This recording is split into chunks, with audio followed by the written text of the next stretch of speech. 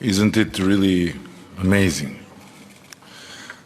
Albania will formally take on 1st of January the chairmanship of OSCE, exactly 45 years after its foundation. And guess what? 45 years ago, Albania, through the voice of its communist dictator, Enver Hoxha, was the only European state to not only refuse to be part of the OSCE, but also to denounce its birth as follows. The only hope of all the satellites of the Soviets is to strengthen their friendship with the United States and the West, to seek investments from them in the form of credits without any restrictions, to allow the church to occupy its former place, to deepen the moral degeneration, and so on and on. I was 11 at that time, a pioneer as the kids were labeled in the old Albania. And today, I am the 55 years old Prime Minister of the new Albania, which is a proud member of the OSCE, prepares to chair this organization of 57 countries and more than 1 billion people, from Vancouver to Vladivostok. Isn't it amazing? Dear Minister Lajčák and dear Miro, first and foremost, thank you for your warm hospitality. Thank you for your 10 commandments. You left me before entering this room. And thank you for your remark to me that at the end OSCE is about the people. And they are not really few, more than 1 billion. Dear Secretary General, esteemed colleagues, ladies and gentlemen, gathering here in Bratislava, we found consensus on many important decisions.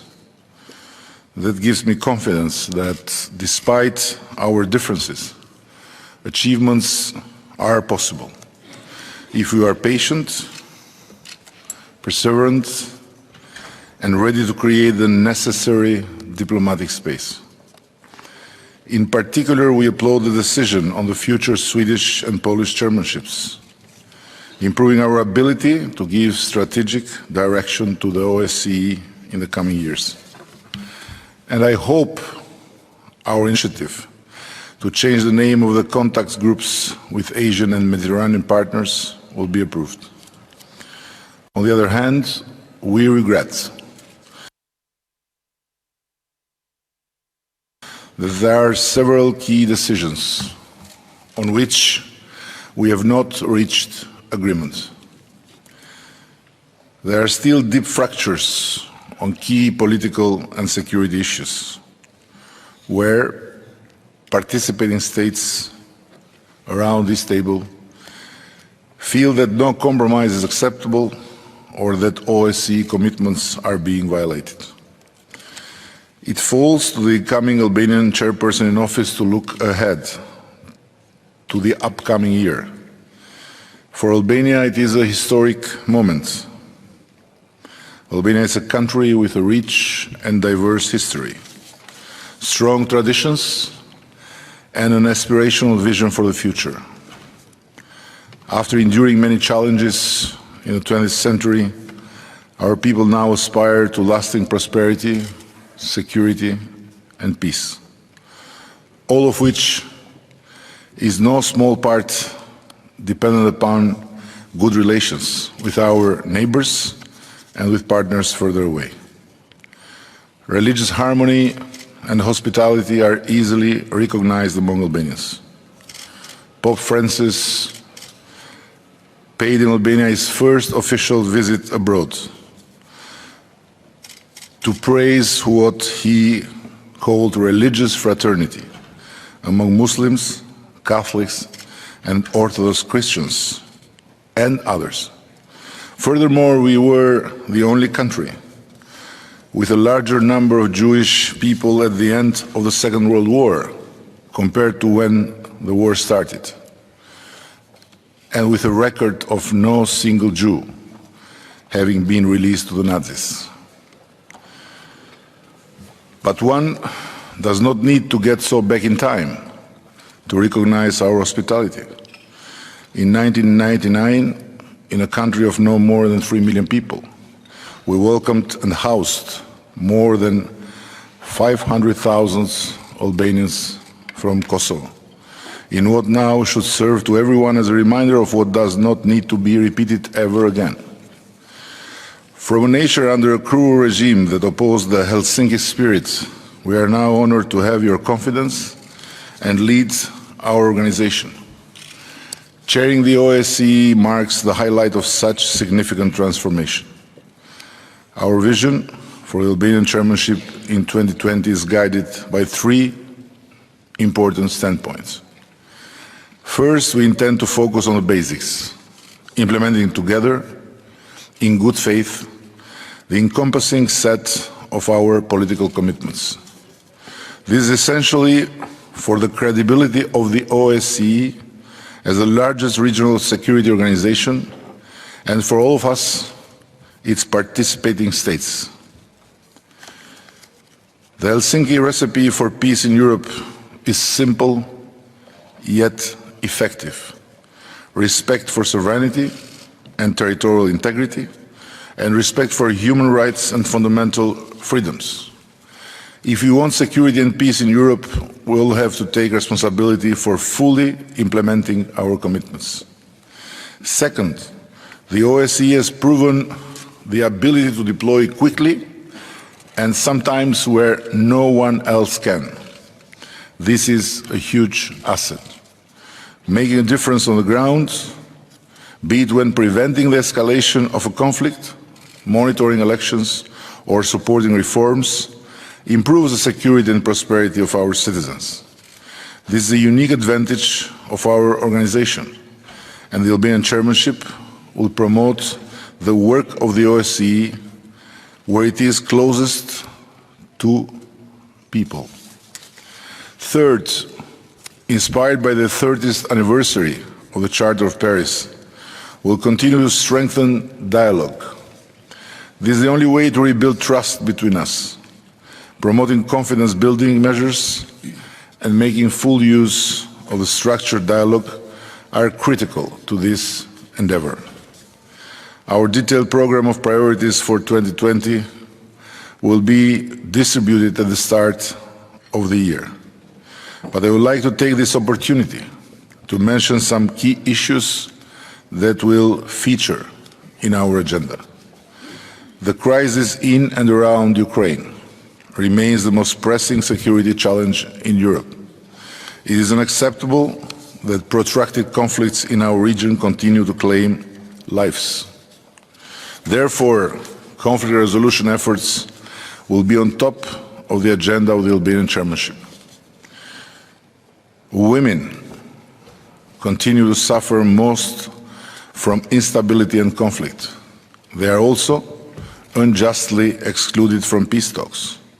This is why we will focus both on combating violence against women and on promoting the role of women in peace and security. We will do our part by appointing more women to positions of responsibility in the OSCE. But I also call upon you, as several positions will be vacant next year, please nominate as many qualified female candidates as possible. On this topic, we are proud to bring here a positive legacy. As a country which is ranking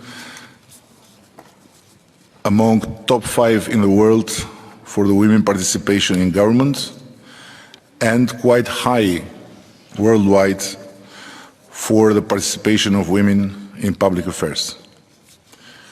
Corruption erodes the fundamentals of our democracies and has an adverse impact on the prosperity and security of our region, along with other transnational threats, of course. Building on the momentum created by previous chairmanships, we will enhance the work of the OSCE in combating corruption and promoting good governance.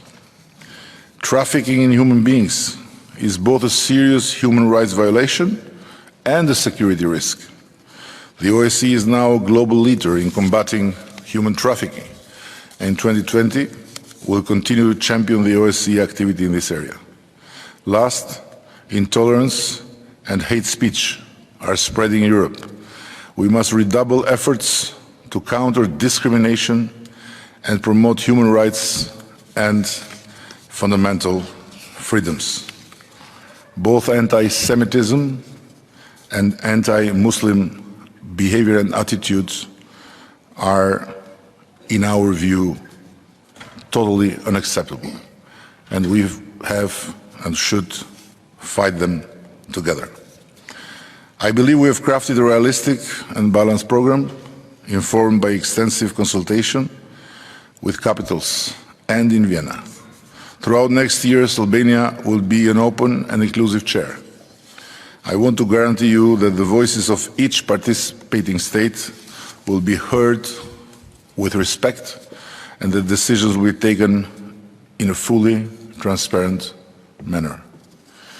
Still, a chair cannot successfully steer the OSCE if there is no political will to compromise. If our mindset is that joining consensus is not possible until concessions have been extracted, if we only bring red lines to the negotiating table, what I ask from you is to engage constructively in the life of our organization, to bring flexibility and an open mind, and to not possibly forget. It's all about people, our people.